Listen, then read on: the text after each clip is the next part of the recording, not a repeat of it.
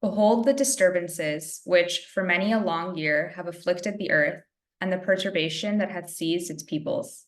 It hath either been ravaged by war, or tormented by sudden and unforeseen calamities. Baha'u'llah. Consider that there are 250 million Christians and 300 million Muslims. How much blood has flowed in their wars? How many nations have been destroyed? How many children have been made fatherless? How many fathers and mothers have mourned the loss of children and dear ones? All this has been due to prejudice, misunderstanding, and imitations of ancestral beliefs without investigation of reality. Abdul Baha.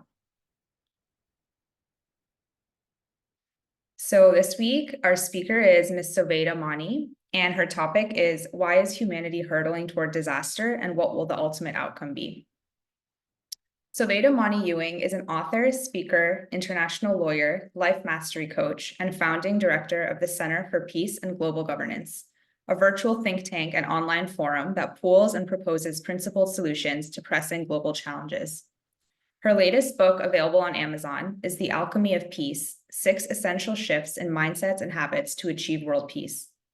She also hosts a live video podcast, Reimagining Our World, on Facebook, and the CPGG YouTube channel that is dedicated to creating a vision of the world we want and infusing hope that we can make the choices necessary to attain it. So with that, I'll hand it off to Ms. Mani. It's such a pleasure to be with all of you today. I'm looking at, well, the faces I can see. Many of you I can't see. I've been asked to give a brief introduction to the Baha'i Faith. So for those of you who are Baha'is, you'll just forgive me. I'll take a couple of minutes for the benefit of those who may be here for the first time, exposed to the Baha'i teachings. So essentially, some of the essential tenets of the Baha'i Faith are as follows. We believe that there's a single creator who created all of humanity and placed within each of us humans a sign of himself, herself, itself, whatever. It's very hard to describe the creator. And that sign is the soul. The soul, Baha'is believe, comes into being at conception and starts on an eternal journey towards its creator, moving through a myriad worlds. The key purpose of our lives is to develop what are viewed as critical spiritual limbs for our journey through all the worlds of God. These limbs are basically spiritual qualities that we learn through all the trials, tribulations, vicissitudes that we go through in this life, and also through service that we render to each other as fellow human beings. Interestingly, in the Baha'i Faith, work done in the spirit of service is viewed as worship. So we're already, if we're spending 8 hours a day doing our work in the right spirit, we're off to a good start. Now, out of his immense love for us, this creator has promised to and has sent continual divine teachers to educate us in accordance with our capacity to understand truth at any given time during the course of our historical and spiritual evolution. These divine teachers all come from the same source for the same purpose. And therefore, what we end up with is that all religions are essentially, the basic principles of all religions are in harmony. They differ only in the non-essential aspects of their doctrines, like the social laws, which have to change because the exigencies of the time changes as humanity continues to progress. So we see how nonsensical it is for any of us to be fighting with each other, claiming that our religion is superior to anyone else's, given that they're like teachers in school. They all come and build on each other's revelations, and our job is to just basically keep up. The latest revelation, we believe, but not the last, is the revelation of Baha'u'llah, the prophet founder of the Baha'i Faith, who was a Persian nobleman who appeared in Iran in the middle of the 19th century. Now, Baha'u'llah has brought a really amazing claim. And for those of you who are not Baha'is, I would warmly encourage you to investigate independently his claims, because this is what he says. He says, I have come to build the world anew. That's a pretty stupendous claim. And I don't know, one would conclude either the person who said it is a madman, or he truly is the voice of God for today. And I know I would want to be caught out, having missed out on something that important. He says, furthermore, that he's come to bring about the most great justice. When we look at everything that's going on in our world today, we see the absolute necessity for this principle of justice. And he says the justice is the indispensable foundation for peace. And again, everything that we read in the media and papers these days demonstrates that fact. We cannot have peace without first implementing justice. Baha'u'llah says he's come to reveal a revelation that has two purposes: our inner growth, yours and mine, and to put in place a societal structure that reflects the current stage of our development as humanity. Which brings us to the next question, like, why now? Why did Baha'u'llah come now? Because humanity as a collective whole stands at a critical stage in its growth. We are in the throes of a turbulent adolescence as we stand at the threshold of a maturity that we, as Baha'is, we believe is going to come. The hallmark of that maturity is the unification of humanity. That's how we'll know we've arrived there. The central theme of the Baha'i revelation is the awareness of the oneness of humanity. So Baha'is essentially are a faith that is strictly non-political and non-partisan. It's diametrically opposed to any policy or school of thought that seeks to exalt any particular race, class, or nation over another. And therefore, we do not hesitate to subordinate every particularistic interest, be it personal, regional, or national, to the overriding interests of the generality of humanity. Now, to whet your appetite, I'll just throw out some key principles. Unfettered and unbiased investigation of the truth. Baha'u'llah urges us to see with our own eyes and not through the eyes of others. The second point, authority in the faith is vested in elected institutions, not in individuals. Therefore, we have no clergy. This is another whole big topic that I'm not going to get into. Thirdly, the Baha'i faith condemns all manner of prejudice and superstition. Fourthly, Baha'u'llah has brought a blueprint and the principles for a new system of global governance. Key topic, this is what I spend most of my days working on. These include a principle of collective security and the exhortation to create a world federal system of governance as the ultimate societal expression of our oneness, interdependence, and unity.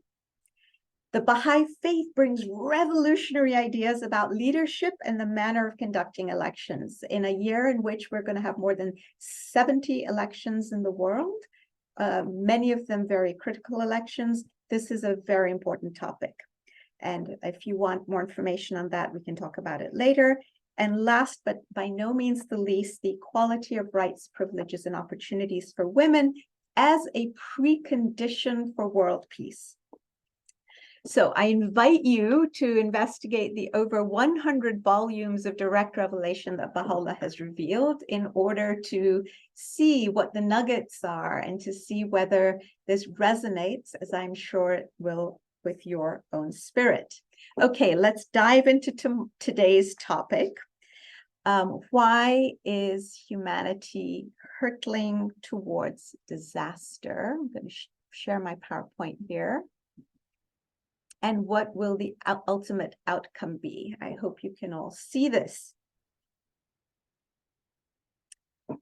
I want to set the stage with a brief quote. I'm not going to read all of it, but I want to share it with you.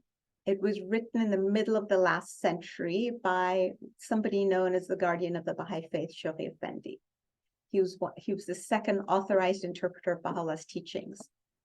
And it describes perfectly where we find ourselves today. A tempest, unprecedented in its violence, unpredictable in its course, catastrophic in its immediate effects, unimaginably glorious in its ultimate consequences, this is the Baha'i belief, is at present sweeping the face of the earth. And then later, he says that humanity can neither perceive its origin, nor probe its significance, nor discern its outcome. and that we are bewildered, agonized, and helpless as we watch this, what he calls great and mighty wind of God invading all the regions of the earth. So truly, especially as we look into our look at the newspapers and media every day, we really see that humanity is bewildered, agonized, not knowing any morning, on any given morning, what the current crisis of the day is, where did it come from, why is it happening, and so on, and where's it all going to lead to. So let's dive in. Here's what the Baha'i writings have to say about the why. The first thing is that the main reason, and this comes straight from the Baha'i writings. So obviously this is an article of faith. We're sharing a Baha'i perspective. The main reason for all these crises and tribulations that humanity is suffering is that humanity has breached or broken what we call the greater covenant, a sacred covenant it has had with its creator.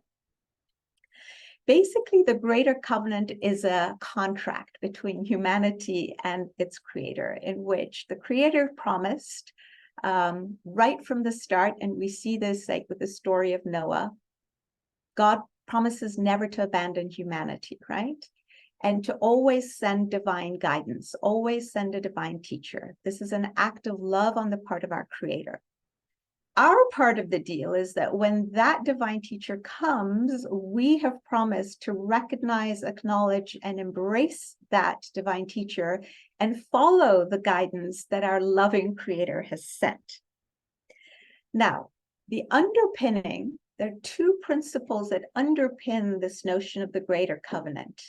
One is the notion that religious truth is not absolute but relative. This is one of the cardinal principles of the Baha'i faith. Religious truth is not absolute but relative. Relative to what? Relative to our capacity to understand it. And secondly, that divine revelation is continual and progressive. Now, what this means is exactly what I mentioned in my introduction to the Baha'i faith, that all these divine teachers come from the same creator. Think of the creator as the principal of a school, the divine teachers are the various teachers in class, first grade, second grade, third grade.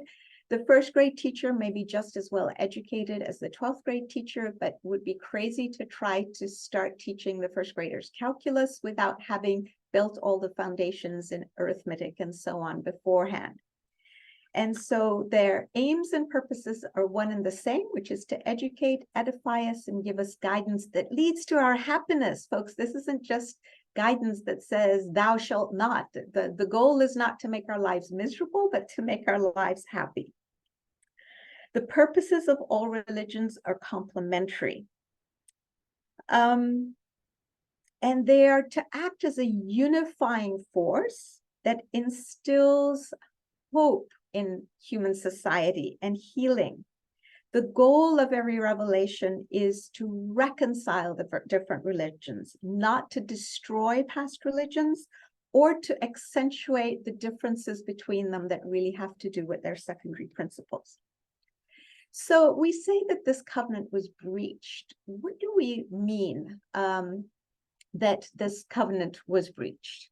This slide has to do with what Baha'u'llah has come to do. So we have breached the covenant in the sense that both the secular and religious leaders of this age failed to heed this guidance brought by Baha'u'llah. Baha'u'llah is the word of God for today, to use Christian terms. You know, we think of Jesus Christ as the word made flesh. And this is when Christ promised that he would send a spirit of truth, the holy counselor that would lead us to all truth. This is Baha'u'llah. This is the return of the spirit of Jesus Christ and the spirit of the Prophet Muhammad and Zoroaster and Buddha and Krishna, all these divine teachers that were sent, as I say, as teachers for the school. So they're all part of this same spiritual system of education. Now, when Baha'u'llah came and he brought this message, these two categories of people, secular leaders and religious leaders, denied him. And therefore, by definition, they imposed judgment on themselves. You know, there's several passages in the Revelation of St. John in which the Apostle John talks about what happens when Christ comes. He says, but Christ did not come in order to judge the world. He said, but by virtue of his coming, people had to make a choice. They either accepted him or rejected him. And by the choice that they made, they themselves separated the wheat from the chaff. So it was a self-imposed judgment, if you like. It's a self-imposed separation. Like, where do I stand? Am I for you or against you, to put it crudely, the way many people put things these days. So we're not puppets. We did have free will choice.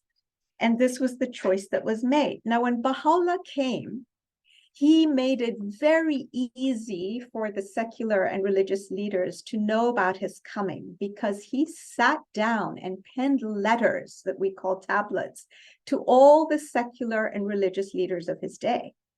It was a deep act of fairness and kindness for him to do that, leaving them with no excuse to say, well, gee whiz, I wish I'd known that you had come, because if I'd known, I would have investigated. So he actually sends them all these messages. Never has the word of God been so openly proclaimed since the beginning of the world. Shoghi Effendi says that Baha'u'llah's appeal is unparalleled in the annals of Christianity, Islam, and other religions. Abdul Baha, who is the son of the Prophet founder Baha'u'llah and his first authorized interpreter, says these tablets are a miracle. That's what he calls them, a miracle. And Baha'u'llah himself says, is there any excuse left for anyone in this revelation?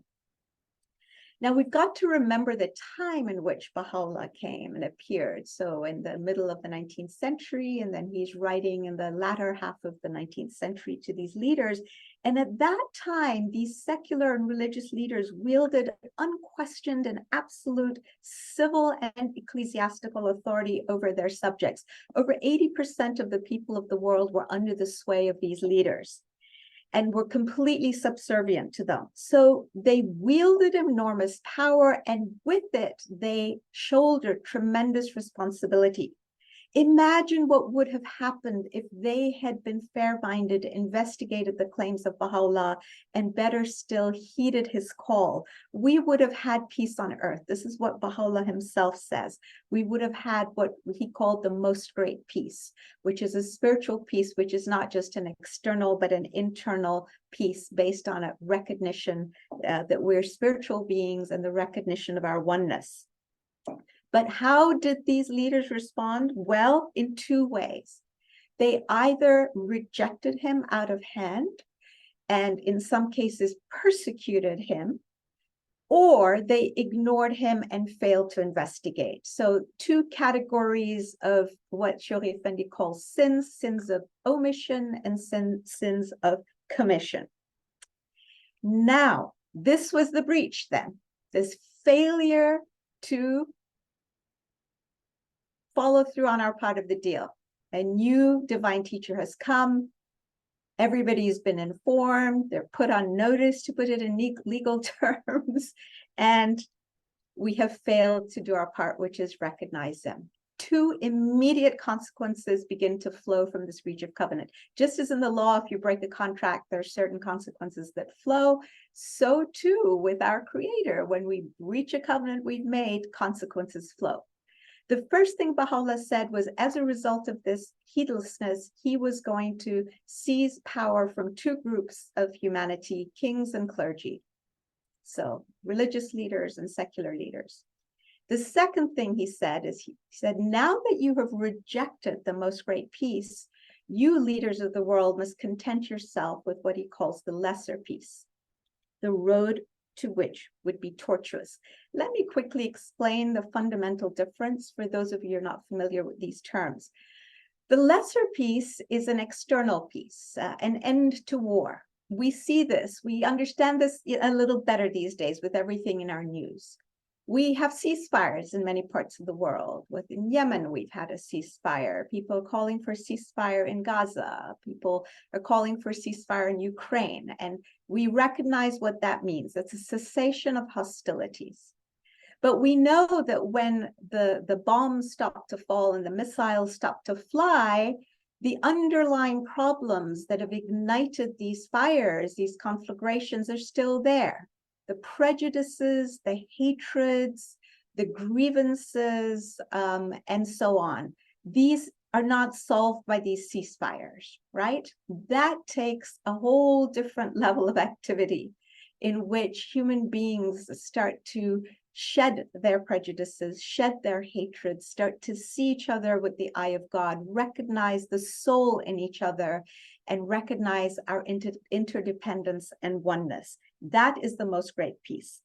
Baha'u'llah, there are many writings that say that humanity is now embarked on a process where first it is going to achieve a lesser peace. That path alone to the lesser peace is going to be a tortuous path that is going to be plagued with advances followed by many setbacks. So the way I think of it, it's like 3 steps forward, 2 painful steps, clawing out, back, bleeding and screaming, and then another leap forward and then clawing back. And if we look just at the history of the last century, the 20th century, we'll see that humanity as a collective whole has done that. First World War, League of Nations, didn't work. Second World War, United Nations, didn't work. Cold War, and then at the end of the century, all this excitement that things are going to change now, and we have all this cooperation and collaboration at the international level, and now here we are, we're going, it seems, backwards again towards autocracy and fragmentation and prejudice and escalating genocide and horrors of many kinds. Now, these 2 breaches that you see on this slide led to the unleashing of a cascade of escalating crises that continue to this day. So remember the question that we posed, the question of this presentation, the reason why you all chose to come. Why are we hurtling towards disaster? This is the why part, right? Because of the breach of covenant led to these 2 decisions by the voice of God for today. And those 2 decisions led to the unleashing of a whole series of crises that we are still continuing to experience. So every time you open the paper and you see another crisis of the day, please remember, oh yes, we're still in process. Things are accelerating and things are escalating. As Baha'is, you may have noticed if you have Baha'i friends that despite all the turbulence, we're basically hopeful people. We're optimistic because while we see that the immediate future is very, very, very dark, we're not blind and we're not stupid and we're not unrealistic. Actually, we're very realistic. We believe that with hard work to be done, the distant future will be unimaginably glorious. Now,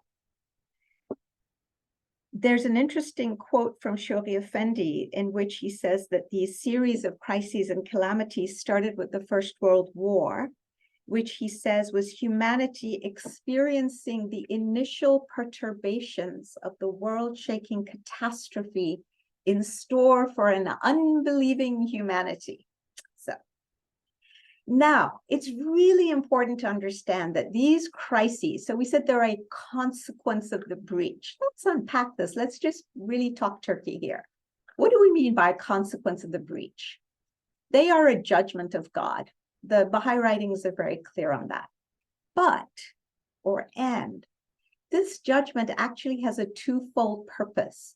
It is not a random judgment, nor is it the result of an angry God who is blindly lashing out at a creation that has failed to do his bidding. It's not that. It's not the God of the Old Testament, the wrathful, angry God. This is a loving parent God whose judgment has a 2-fold purpose. The first purpose is to punish humanity for its sins of omission and commission that we talked about. There are many, in case we, Americans in particular don't like the word punishment. We're very allergic to it. I find it fascinating. I grew up in other parts of the world, and it was one of the first things I noticed when I moved here almost 40 years ago. But so here are the other synonyms that are used in the Baha'i writings: a retributory calamity, a chastisement, a visitation, which means punishment if you look it up in the dictionary. Shoghi Effendi says the iniquities perpetrated against the Bab and Baha'u'llah, the twin prophets of the Baha'i revelation, were not to remain unpunished. So that's the first thing. So let's be clear. It is, on the one hand, it's like the parent punishing in order to educate, edify, and deter the child from then doing something that is contrary to its own interests. The second purpose, though, is purification. It's to purge and purify us in preparation for our glorious destiny. Shoghi Effendi says that these crises are an act of holy and supreme discipline. Again, the notion here, it alludes to the idea of a parent, holy and supreme discipline. Purification to prepare humanity for its birthright. The Baha'i writings tell us that our Creator loves us so much that he's not willing to stand aside and let us, out of sheer ignorance, squander away our birthright, which is achieving the next stage in our collective development, which is our maturity, our unification, and basically a new world civilization that is both a spiritual and a material civilization perfectly balanced. So it's an act of love, right? An analogy that really, for me, sums this up is that of clearing the fields, plowing fields in preparation for planting new seeds. We first have to clear out the weeds and thistles before we start trying to plant new crops. In other words, the analogy is that humanity needs to be purged of old ways of thinking and then behaving. Behavior flows from thought. What sorts of weeds and thistles, again, to be concrete, are we talking about? Especially with respect to the West and the United States, there are three particular weeds that we're called upon to pull out before we can move on and inculcate new habits. The first is rampant materialism. The other is moral corruption. And the third is racial and other prejudices. And I just want you to stop in your own minds and think about everything we read about in the news today. How much of it can be laid at the foot of rampant materialism? Think about all the scandals and all the problems we're seeing in the ranks of leadership and in organizations and in government, moral corruption and otherwise, amongst our young people, amongst all of us struggling. And then racism, which is the most challenging issue in the United States, and other prejudices. All of these wars that we see, Ukraine, Yemen, Myanmar, Ethiopia, Sudan, the Congo, I mean, it's just mind-boggling. Iraq, on and on, are as a result of prejudices, often ethnic prejudices, religious prejudices, and nationalistic prejudices. Okay, another thing that this plowing does, I thought I'd put an image here, is that it invites us, as we plow, one of the things we do is we go deeper into the soil of our beings. And it causes us to examine and ask ourselves, who are we? And hopefully one of the answers we come to is that we are primarily spiritual beings having a physical journey. The purpose of the physical journey being to enable our souls to grow. There's a beautiful analogy, and I know I'm throwing a lot of analogies at you, but it's the way I like to think. That of a rider on a horse. The Baha'i writings say that the horse is the body, so you're in my physical body, and the rider is the soul. So the horse is there to be at the service of the soul, not vice versa, right? So, and imagine how far, if we treat our bodies with honor and take care of them, how far they can take us, how well they can serve us as the soul does what it's supposed to do, goes where it's supposed to go and does what it's supposed to do. Last quotation apropos of what this purging means, particularly for the United States. Those of us who live here and those of you abroad who are watching the United States and tearing your hair out and saying, how could you idiots, you know, be so ignorant and go through what you're going through, regardless of, you know, fill in the blank, whether it's in our foreign policy, whether it's in our elections, whether it's in the way we treat each other, whether it's with racism. This is what the Baha'i writings say. America specifically is being purged of its anachronistic conceptions, and it's clinging tenaciously to the obsolescent doctrine of absolute sovereignty. This is the idea of nationalism, the America first, and upholding a political system manifestly at variance with the needs of a world already contracted into a neighborhood and crying out for unity. This is the lesson that we're supposed to learn. And actually, elsewhere, Shoghi Effendi says that the tribulations that we in the United States will be going through, so i.e. today, he says are partly avoidable, but mainly not. That they've been put there for us to learn certain lessons. So let's not tear our hair out. Let's recognize, ooh, an opportunity for growth. So, another analogy to hammer home the point. Shoghi Effendi likens these crises to a fire that is, on the one hand, retributory and destructive. So it's still that theme of the dual purpose of the crises, punishment, but it also welds the fragmented components of humanity together. Think about what happens when you have a fire, right? You take a cold piece of metal that's hard, rigid, ossified, won't give easily, and you put it in intense heat. This is the heat of suffering, of crisis, of tribulation. And it eventually starts to give up these lesser qualities and take on the qualities of the hot fire. It softens up, it goes from being dark, black and gray to being warm colors. It's to the touch, it goes from being cold to being warm. So similar to the way we are, here we are in society, we're entrenched in rigid positions. Think of the extreme political polarization in this country and all around the world. Think of nationalism, think of xenophobia, think of racism and sexism, etc., ethnic prejudice, religious prejudice. We're all ossified in these beliefs, and it's always somebody else's fault why we're in crisis. It's the other person. It's this ethnic group, this national group. They committed genocide. No, you committed genocide. Well, no, you did this to us. No, you did that to us. It's the immigrants who are coming in, taking away our jobs. No, it's the white people. It's the middle-aged white men. No, it's not. It's the black and brown people. It's always somebody else's fault but our own. And we are tied and married to these ossified ideas. Now, let's go back and look at some of the warnings that Baha'u'llah gave and some examples of how they have already come to pass and continue to pass.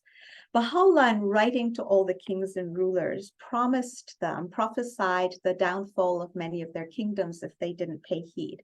So one of them was Napoleon III, whose punishment was basically immediate. Baha'u'llah wrote to him more than once and told him that his king, now remember, Napoleon at the time Baha'u'llah wrote to him was at the apogee, was at the height of his power. Here's this really important, amazing emperor in the world with all this power, and this prisoner in exile writes to him and warns them. And he says, if you don't heed the call of God for today, your kingdom will be thrown into confusion and your empire will pass from your hands.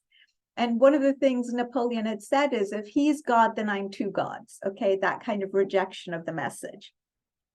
And yet Napoleon's empire in short order fell, passed from his hands, and he was reduced to nothing. During the First World War, we start to see crumbling of other empires. We see the Bolshevik Revolution that gets rid of the Romanov Empire in Russia, right? You're familiar with that history. I'm not going to go into details. We see Kaiser William I, the king of seventh king of Prussia and the first German emperor, was written to by Baha'u'llah, and his empire passes away, the Hohenzollern Empire. The Habsburg Empire, which was led by Emperor Franz Joseph, also he failed to investigate the revelation of Baha'u'llah, even though he went to the Holy Land. Baha'u'llah said, "You even came as far as visiting the Al-Aqsa Mosque. You were so close to us, and you failed to come and visit to see how badly they were treating us and make sure that we were being treated with justice." Then after the passing of the son of Baha'u'llah, his first successor, we see the fall of the Qajar dynasty of Persia. Nasruddin Shah is assassinated. Sultan Abdulaziz of the Turkish Empire falls, and 6.5 centuries of unbroken sultanate in the Ottoman Empire suddenly goes up in smoke. The fortunes of other royalty around the world also continue to decline. The Chinese Empire, the Portuguese and Spanish monarchies, the vicissitudes of Norway, Norwegian, Danish, and Dutch monarchies, on and on and on. Remember, all of these leaders had been addressed by Baha'u'llah, especially in one of his tablets, the Surah Muluk, which is addressed to all the kings. We also see a sharp decline in the fortunes of ecclesiastical institutions. Why? Because power has been seized from these two categories. That's why we're going through this. We see a waning of influence, a dwindling of adherence, a declining of power, a damage to prestige. Just as Napoleon III was the first king to immediately see the consequences of Baha'u'llah's prophecy, so too the first religious leader was Pope Pius IX, who ended up having to give up his sway over the Kingdom of Italy and confined himself to the Vatican, and the fortunes of the Catholic Church started to decline rapidly. Lately, I was reading a really interesting article about the United States and various groups, including evangelical groups, that have traditionally been viewed as religious Christian groups that attend church and identify themselves as religious. Fascinating note. Apparently, most evangelicals today do not think of evangelism as a religious identity, but rather as a cultural and political identity. Isn't that fascinating? And it explains so much about what we're seeing right now in public discourse and society in the United States.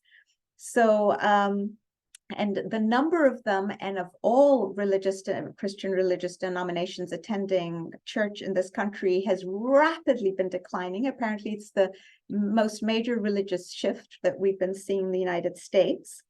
And I heard one woman, one of these evangelicals they were interviewing, say, "You know, I don't go to church anymore. I have my own thing with God." That's a quote from her. "I have my own relationship. I know what I'm doing. I don't need basically a priest or clergy or church or anyone else to tell me what to do." And so really fascinating. So this is an interesting observation. Now, I want to share with you something I discovered as I was preparing for this presentation. Baha'u'llah reserves very strong language and his strongest words for the leaders of religion versus the secular leaders. He says, "Leaders of religion have always hindered their people from attaining the shore of salvation." When you look at religious history, with the coming of every prophet, the people of the past faith persecute him, stand in his way, and try to stop their adherents from embracing the truth of that revelation. He refers to them as veils of glory, clouds that have obscured the sun of truth, meaning the divine teachings for the day. He says the source and origin of tyranny have been the divines. That's pretty sharp language. Now, he also identifies the reasons, these are not from me, these are from Baha'u'llah, why these leaders stand between their congregations and the new prophet of God. And here we go. Lust, love, and eagerness for leadership. So they already have power and they don't want to let it go. Very much like our political leaders, same thing. Pomp. Think of the pomp and circumstance that's attendant in many of these religions. Hypocrisy. Wow. Why? Because on the one hand, Baha'u'llah says you pray every day for the kingdom of God to come. And when the kingdom of God comes, you turn your face away and you keep going to church, for instance, and say, thy kingdom come, thy will be done. And yet the return of Christ is here, according to Baha'u'llah. So that's one example. He says, the lamps of conscience and wisdom are quenched and reason are quenched. Selfish calculation. So it's all about them. They don't actually care for the spiritual welfare of their congregations. I didn't put this one down, but I'm going to share it with you. He refers to them as earthworms attached to clay. Wow, lowest levels of creation. He calls on the divines not to weigh the book of God with the standards and sciences current amongst men. And he says, I have come, I, the voice of God, to rend the veils asunder. So beware not to shut the people out by imposing another veil. He warns them against being the cause of strife in the world. And look at all the wars in the world. So many of them are at their root religious wars, and the oppression, the persecution, whether it's of the Uyghurs in China, of the Rohingyas in Myanmar, Buddhist versus Muslim, whether it is the Sudanese, you've got the Christians, the Muslims versus the Christians in Darfur, on and on and on. What we're seeing in the Holy Land, what we see in Yemen, various branches of Islam, Shiite versus Sunni. This is what Baha'u'llah is talking about. Don't become the cause of strife in the land. And then finally, he likens them to the last trace of sunlight on the mountains. And we know what happens to the last trace of sunlight on the mountains, right? It disappears because the sun goes down. So,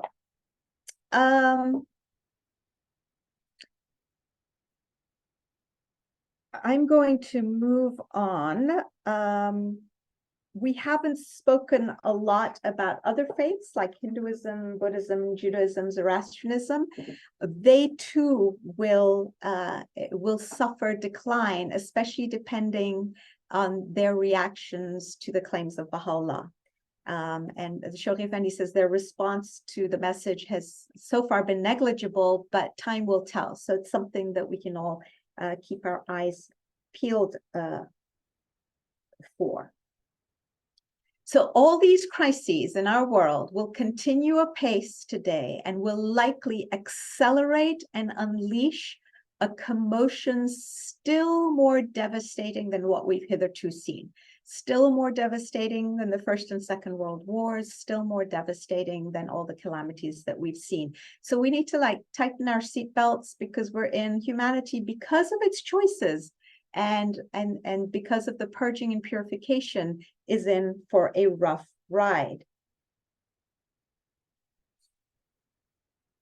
Now, there is another concept in the Baha'i faith that tracks very closely with this idea of punishment and purification. This is another key theme. The revelation of Baha'u'llah, the writings tell us, released spiritual energies into the world that in turn unleash two simultaneous processes of integration and disintegration, which are described as spiritual revolutionary forces which are upsetting the equilibrium and throwing into confusion ancient institutions of mankind. Again, a perfect description of where we find ourselves today.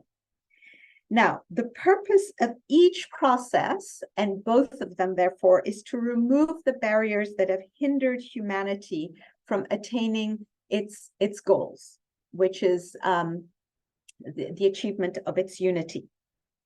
Now, what's fascinating is that these dual processes are aspects of a single plan whose source is God, whose author is Baha'u'llah, and whose theater of operations is the entire planet. This is lifted straight from the writings of Shoghi Effendi. So now we know what the purpose, why are we hurtling towards disaster? This is yet another angle from which we view what's going on. This is all as a result of these divine energies that were released with the twin processes of disintegration and integration. They both have the same goal, which is to remove the barriers that have hindered humanity from achieving its unity. So why are we hurtling towards disaster? Because this is the way we're going to unfortunately achieve our unity, because we've chosen to do it in the most painful way possible. It did not need to be like this, but this is the choice we've made. Now, a great analogy to sum all of this up, these twin processes of disintegration and integration, is what the butterfly process that the caterpillar goes through as it metamorphoses into a butterfly. This is the process humanity is going through as it moves from the stage of adolescence to maturity. Let's take a quick look at it. So here you start off with this caterpillar that is earthbound, crawling along and eating and gorging itself as much as possible. So really materialistic when you think about it, right? Consuming, consuming, consuming. That's the name of the game. That's what we do too. So we're very much caterpillars in disguise. Now, what we don't realize is that within the caterpillar, but unseen to human eye, are certain clumps of discs, cells known as imaginal discs, that correlate to different parts of a future potential butterfly. Now, the caterpillar continues to eat and eat and eat, keeps shedding its skin. I'm not a scientist here, so I'm using like really layperson's terms to get a fundamental message across. Eventually, it no longer sheds its skin, it creates a cocoon. And within the cocoon, another process starts. This caterpillar starts to exude certain chemicals that cause its body to disintegrate. When I think of what we're doing in the world, like with climate change, where we've set our world on fire, that's what I think of, that we, through our own actions, through man-made activity, as they say, human activity, we are self-destroying. We're engaging in an act of self-destruction. Yet at the same time, as this kind of like acid type substances is literally putrefying the body of the caterpillar, hidden from view within the cocoon, these imaginal discs are starting to multiply really fast against something we can't see. So the main thing I want you to think about right now is how disgusting this process is. If you were to poke a hole in the cocoon, you just get really disgusting goop coming out of this cocoon. And yet this beautiful process is also going on at the same time, simultaneously, a process of integration along with this process of disintegration, but hidden from our eyes. As these imaginal discs multiply and the parts of the butterfly start to form, when the butterfly is ready to emerge from the cocoon, it bursts forth, and all of a sudden, what do we see? It's almost like magic. A whole different order of creation. First of all, you've got this beautiful, elegant thing compared with the clumsy earthbound caterpillar. It can fly. It doesn't have to, crawl along. Its vision is greater, it sees greater opportunities, it has greater perception. I mean, you could really work with this analogy, right? And it has new powers and potentials and tools and capabilities that help it now at this new stage of its development. So this process of transformation, while messy, is definitely worthwhile. Let's go back. Reasons for why humanity is hurtling towards disaster. First main reason we said was breach of covenant between us and our Creator.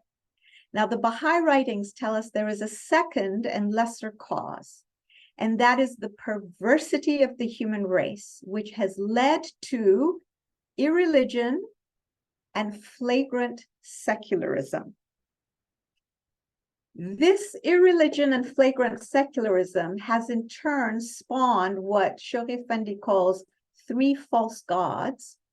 He also refers to them as the triple curse: nationalism, racism.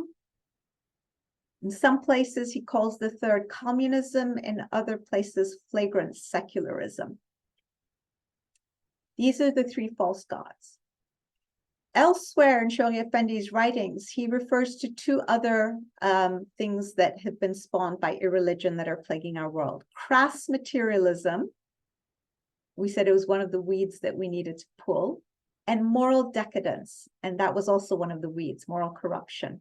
Including, he talks about the virus of corruption that's eating into the vitals of society.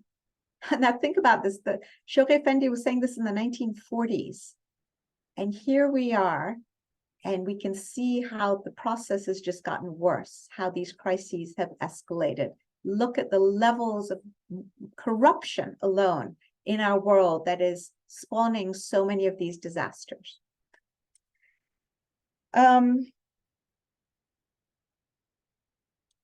The third reason given in the writings is the failure of our leaders to recognize the sign of the times, the spirit of the age, which is the oneness of humanity, and having recognized it to adjust their societal infrastructure and their machinery of governance accordingly. This is actually a critical point, and I just want to take a moment to unpack it. You know, just like in the physical world, we have physical laws that govern our existence, like the law of gravity. I mean, I could take this teacup and say, oh, if I put it on the table, I'll bring it close to the edge. I don't believe in the law of gravity. I'm entitled not to believe in it, right? I have free will choice. But the truth is that law of gravity is going to act on my cup, and it is going to fall, and the tea is going to spill, and perhaps the cup may even break. So too in the spiritual world and in society, there are laws that govern us. We may choose to turn a blind eye to them or do this, but they exist whether we like them or not. And one of the most fundamental laws is the law of oneness. We are one. And if we are going to build any sort of social institutions, whether they're environmental, political, religious, you name it, whatever kind of institution, economic, if we don't take into account the law of gravity, we're going to be like those Boeing airplanes where they failed to put in the bolts that were necessary. Things are going to fly off the institutions, and they're going to crumble. They're going to crash. And that's exactly what we see. And we kind of sit there and say, oh my gosh, I wonder why everything's collapsing all of a sudden. It's like, well, because you built an airplane not taking into account the law of gravity, or not, putting in the bolts that were needed.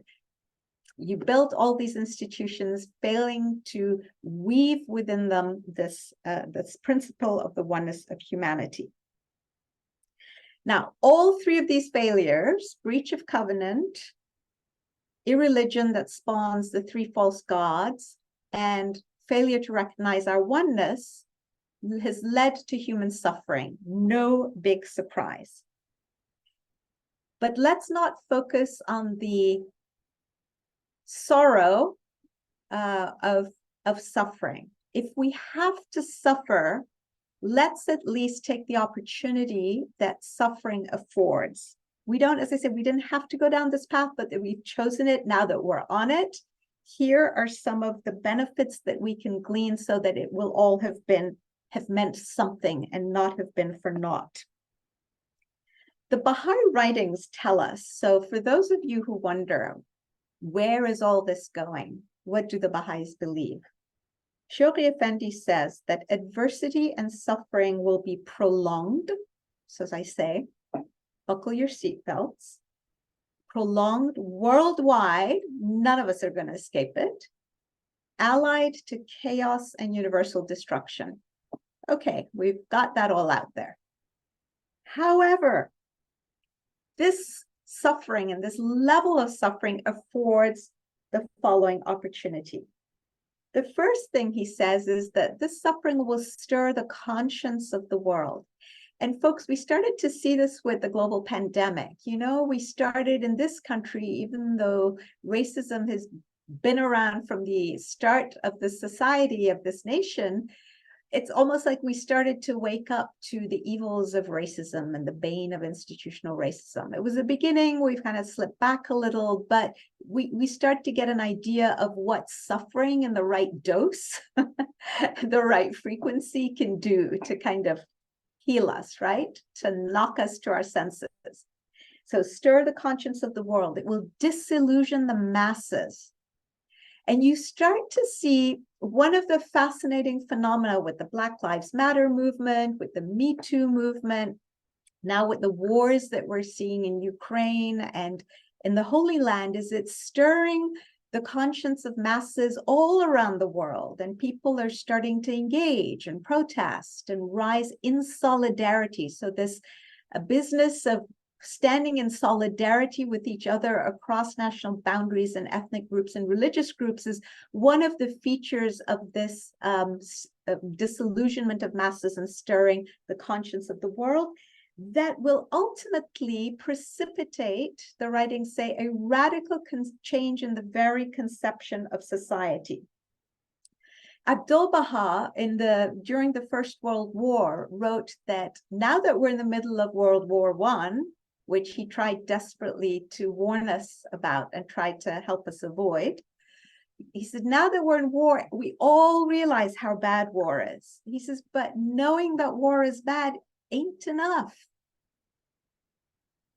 We need to have a unity of conscience in order to then take action that would ensure that we would prevent these kinds of wars. So just knowing something is bad. Yes, like I need to lose weight. Okay, I know it, but now what am I going to do about it? That's the million-dollar question. So the other thing it's going to do is, as it precipitates a radical change in the very conception of society, so viewing society as one single organism, essentially, it will also implant a sense of responsibility in our leaders, the kind of responsibility that we need to see in our leaders. Folks, right now, our world leaders have abdicated responsibility. They've let us down. Our United Nations does not function. It cannot stop war. We can issue resolution after resolution. It's all words, no action.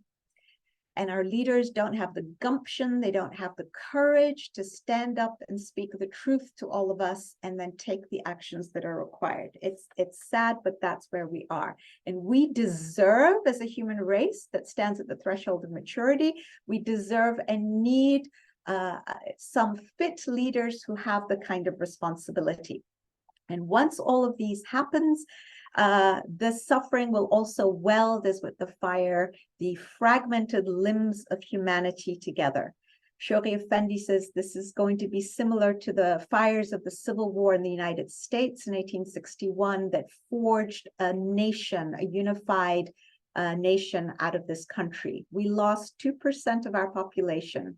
6 million in today's population, the equivalent of 6 million Americans today. So, something to think about. So, apropos of implanting a sense of responsibility, I will remind us all again that this year is a really crucial year. I've been writing and thinking and speaking a lot about what we need to be looking for in our leaders, inspired by the Baha'i writings, but more than 70 elections. There are 193 nations in the world. That is between a half and a third of somewhere in between, someone who's better at math than I am, 70 out of 193. 3 of them are going to be in the 3 largest democracies in the world, US, India, and Indonesia. So this is a critical year, and which direction the world will go may be determined. And apropos of that, I just want to, so this is Sovaida now. This comes from the writings, but we don't know the when of it, right? But I wonder to myself, and I share my wonderings, and we know that there are no clergy in the faith, so what I say is really irrelevant, but it's a thought. But here's what Baha'u'llah first says. He says, a time will come when he says, after a time, all the governments on earth will change. Oppression will envelop the world. Then there will come a universal convulsion, followed by the sun of justice arising. Okay, those are Baha'u'llah's words, not Sovaida's. He doesn't say when, he says after a time. Given that 70 elections are taking place this year, given the direction that our world is going in, given the rise in autocracy around the world that we've already been seeing, I wonder to myself whether we are getting close to that time. It's a question. But regardless, it doesn't matter what the actual answer is. What actually matters, and that's why I asked myself this question, is I want to make sure I'm prepared, because it's going to be an ugly time. And with it will come a lot of opposition to new ideas. So we need to be very strong and firm, knowing who we are, where we stand, why we stand where we stand, not to be perturbed by everything that is coming our way. All right, we're getting towards the end. What is our response? So finally, to the second part of the what will the ultimate outcome be of this seeming hurtling towards disaster, and what is our response and responsibility in the face of these crises? So I came up with 4 things in accordance with my understanding. First of all, as Baha'is, we are optimistic and hopeful. We are not blindly optimistic. This is based on reason and faith. We understand, Shaykh Effendi says, why all of this is happening. He says, we recognize where this titanic upheaval comes from. We've just spent a whole bunch of time talking about it and what it will lead to. We know its genesis, are aware of its direction, acknowledge its necessity, because we said without that suffering, we're not going to grow, right? There's certain levels of growth that are needed. It's the plowing, it's the welding with the fire, it is all the things that come from suffering, right? We observe confidently its mysterious processes. We ardently pray for the mitigation of its severity. So we don't want the world to suffer. We intelligently labor to assuage its fury. And we anticipate with undimmed vision the consummation of the fears and hopes it must necessarily engender.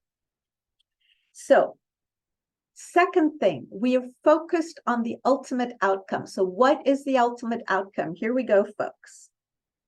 We know that these adversities will take humanity from its turbulent adolescence to its collective maturity, which is the final stage in its collective societal development that will be manifested both in our spiritual maturity as individuals, but also in the move towards what Baha'u'llah has told us will be a world federation of states, in which, and that federation is really an exemplification of our oneness and our interdependence, very much like the states in the Confederation of the United States deepened their integration in order to become the Federation of the United States of America.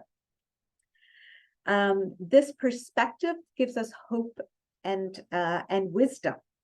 Our future is not to be doomed, and it's not to be a repeat of our past. Baha'is believe that our past was merely a distortion of the human spirit. In other words, the previous wars, the horrible ways we have been treating each other. Second thing, ultimate outcome. Humanity will end up with new powers, new virtues, new moral standards that it needs for this next stage in its development as a mature human race. This will be the butterfly with its new capacities and powers. So from caterpillar to butterfly. Third thing, ultimate outcome, will lead first to the lesser peace and then eventually to the most great peace. The lesser peace is likened in the Baha'i writings to a body that is beautiful and perfect and unblemished, but dead, no spirit of life in it. Then once we recognize our spiritual identity, that we're fundamental spiritually beings, and we start to love each other and treat each other and get rid of our prejudices, then we will achieve the most great peace. And the hallmark of that most great peace, and this is ultimately the final outcome, this destiny that we talk about, this distant, glorious future beyond this current distressingly dark future, is our unification, which is the crowning glory of human evolution on this planet, will result, according to the Baha'i writings, in a world commonwealth. And we believe that humanity will get there willingly or unwillingly, because our Creator has decided this is it. Time's up. It's time. We've also been given the tools in the Baha'i writings. The most important tool is the awareness of the oneness of humanity, that law of oneness that I talked about. And we have a plan of action. If you talk to any Baha'i, you will see that we have a plan of action for inner development and outer development. Both go hand in hand. The Baha'is are particularly urged by the current center, governing body of the Baha'i Faith, that's called the Universal House of Justice, whose seat is in the Holy Land, to engage in 3 simultaneous, overlapping, and coherent activities. I'm going to repeat this because sometimes as Baha'is, like all human beings, we can only do one thing at a time. So we grab hold of one thing and then we close our ears to the rest. Words of the Universal House of Justice. The Baha'is are called upon to engage in 3 simultaneous, not this or that, simultaneous, overlapping, and coherent activities. In case we misunderstood and thought we'd misheard, they give all 3, right? And so now you're starting to form an image of these 3 things. What are they? Community building. Community building by educating children to have moral qualities, by educating our youth to be in service to humanity, by educating ourselves to be in touch with the Word of God and to elevate ourselves continuously. That's one category, not all of them. That's one. Second one, social action.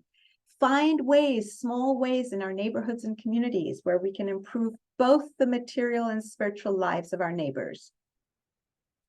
Third thing, contributing to public discourse that shapes what decisions we're going to make about what we're going to do.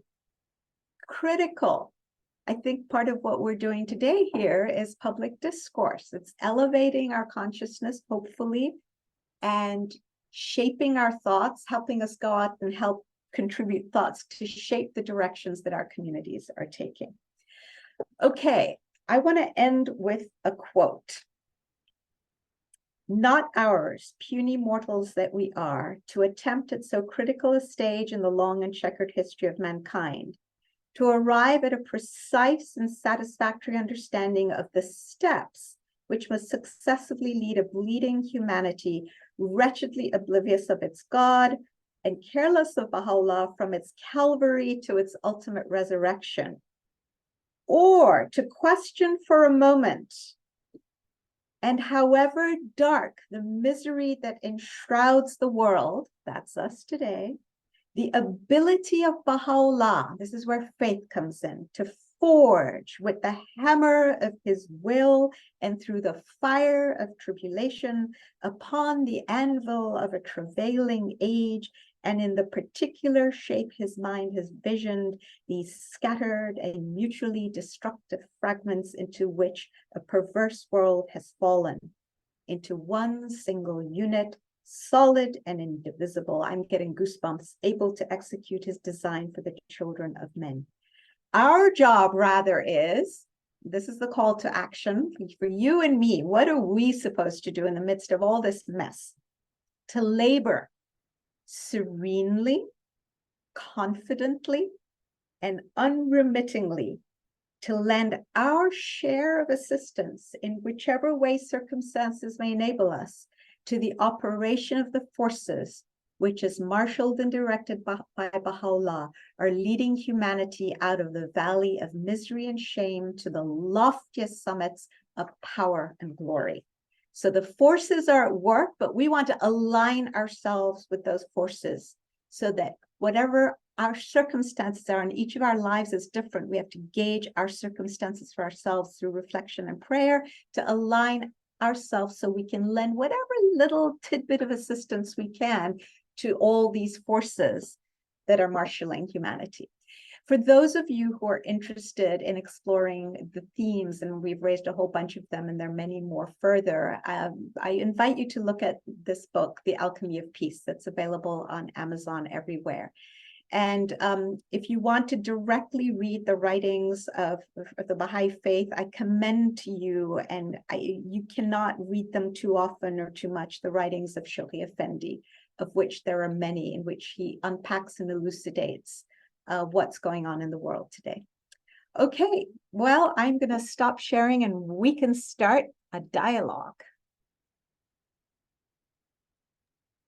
Thank you so much. So people can put their questions in the chat, and we have some time for Q&A. And there's another question: how will the faith be affected by the process of disintegration, and would we be subject to this too?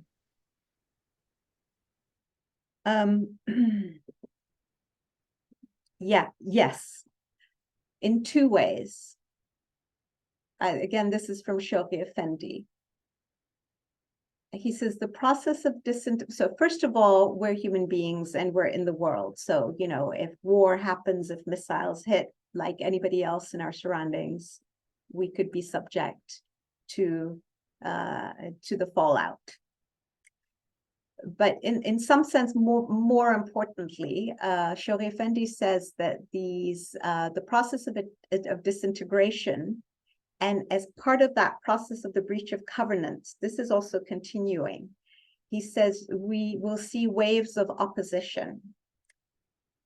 In fact, Shoghi Effendi very clearly predicts that every single major religion and denomination in the world will at some point, not all at the same time, but seriatim, will arise in opposition against the faith of Baha'u'llah for all the reasons that we articulated, especially religious leaders suddenly realizing that, oh my gosh, we're stand to lose power and we're going to lose all our influence.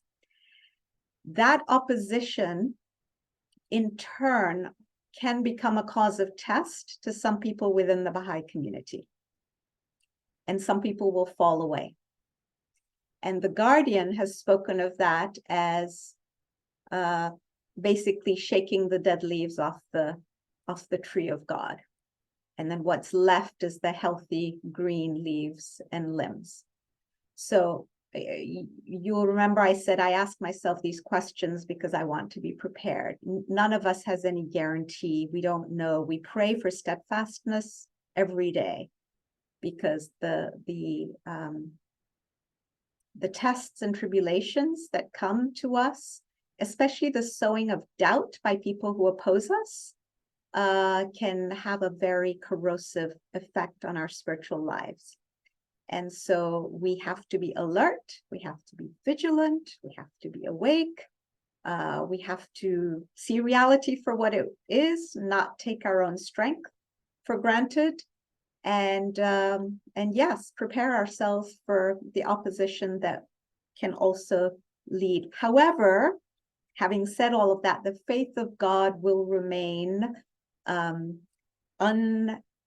unshaken, unperturbed. It will go from strength to strength. So there will be periods where we separate the wheat from the chaff. Not we, I won't go and do it, but circumstances will force the chaff to be separated from the wheat, and we will continue to grow.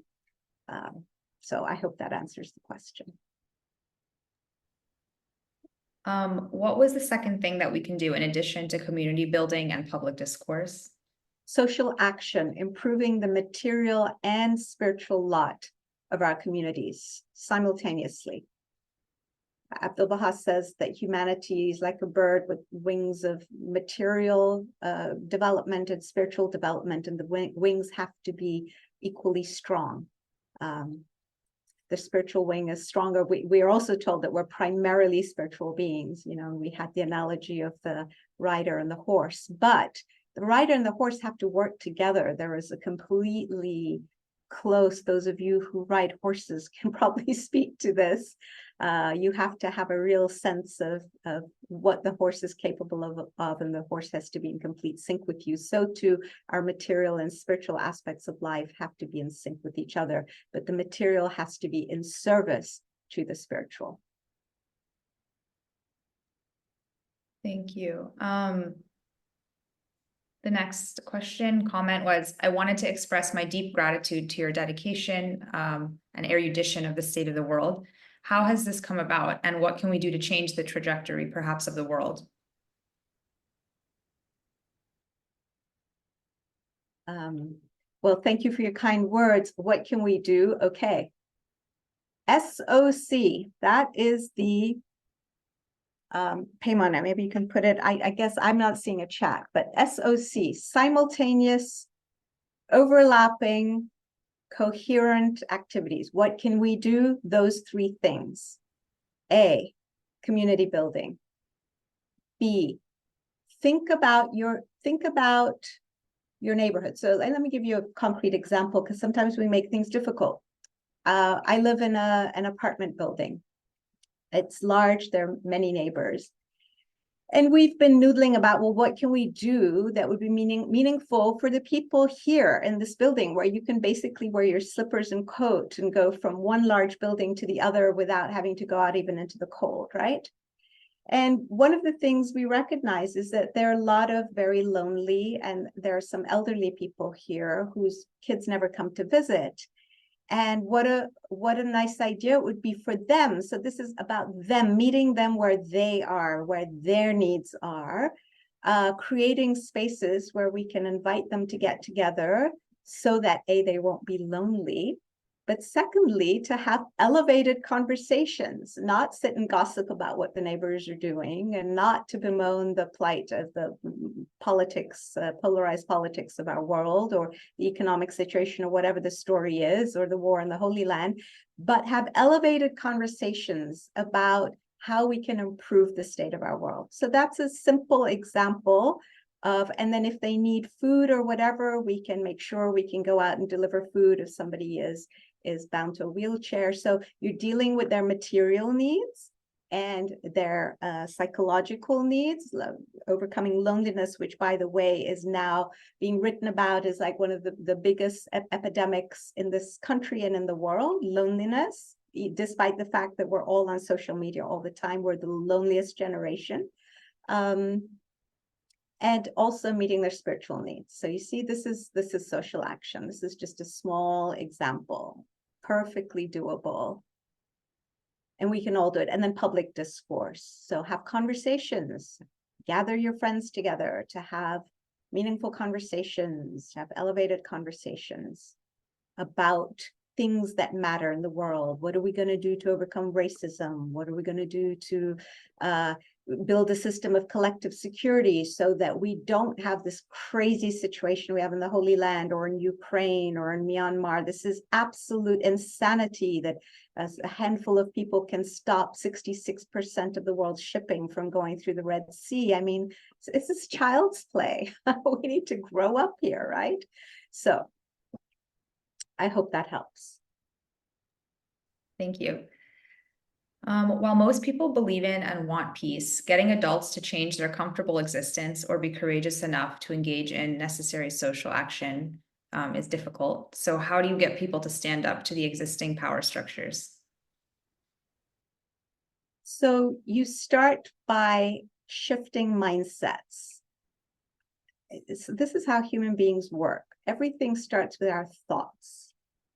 Our thoughts create emotions in us, and we act on the basis of emotions. So if you want to change the way people behave, or you want to motivate them to behave a certain way, you want to engage their emotions. And the only way to do that, or the most effective way to do that, is by changing the way they perceive and think about things.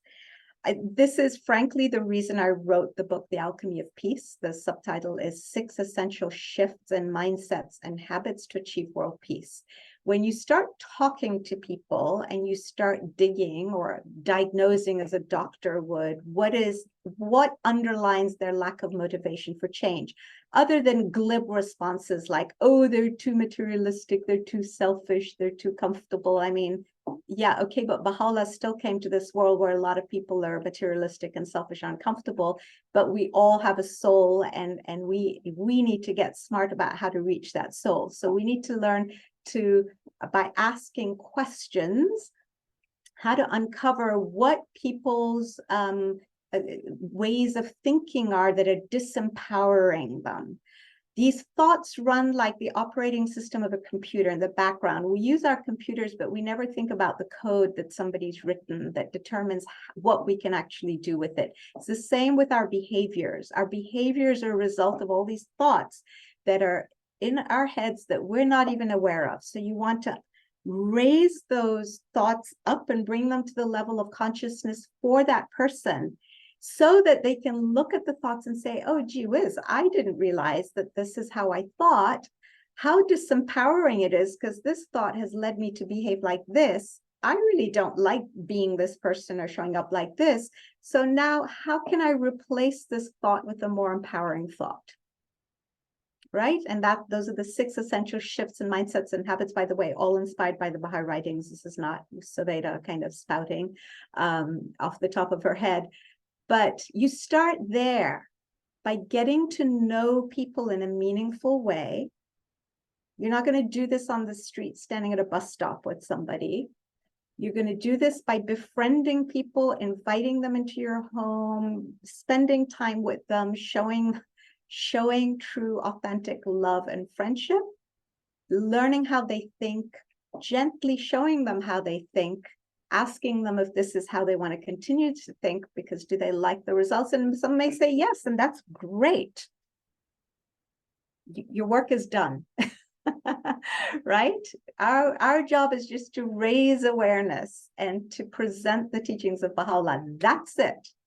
As Abdullah says, we're like the clouds that rain upon, whether it's stone that won't take the water in so easily, or fertile ground. We don't judge and say, oh, I don't think you're ready. No, we rain. We shed those bounties and blessings. We share the teachings. So that's how I would do it. Unpack their thought patterns, their mindsets, help them shift those, and then you will see them motivated like nothing else. They'll probably end up being more motivated than you are. And then that itself becomes a real test. It's like, how do we keep ourselves, keep up with them? But it's good. It's a virtuous cycle. Thank you so much. I found the quotes particularly thought-provoking. Have you put these into your book? And if not, where could we find them?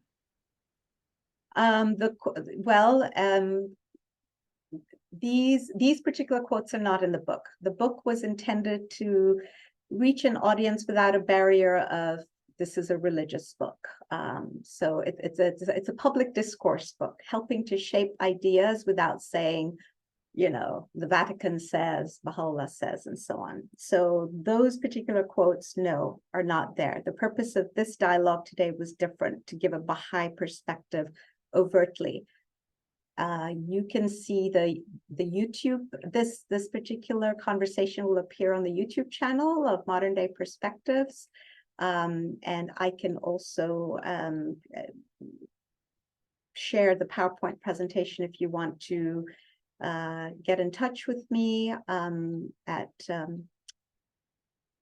Sovaida Ma'ani at cpgg.org, or just go to my website, cpgg.org, and there's a contact page, that's Center for Peace and Global Governance. And I'd be happy to send you the PowerPoint. And then you'll have the quotes there. Yeah, they're amazing. There's so much in the writings. Yeah. Great, thank you. So that's all the time we have today. So thank you so much again. We really enjoyed this talk. Thank you to everyone for your questions and comments as well. Harold? Okay, thank you. Nice to see you all. Thank you for your patience and your loving attention. Our speaker next week will be Dr. Kurosh Mehanian, and his topic will be, are the Baha'i writings on evolution consistent with science? So these talks are every Saturday at noon Eastern time. So if you want to be on our mailing list or subscribe to our YouTube channel, I'll put the links to that again in the chat. Thank you, everyone. We'll see you next week. Bye. Bye-bye.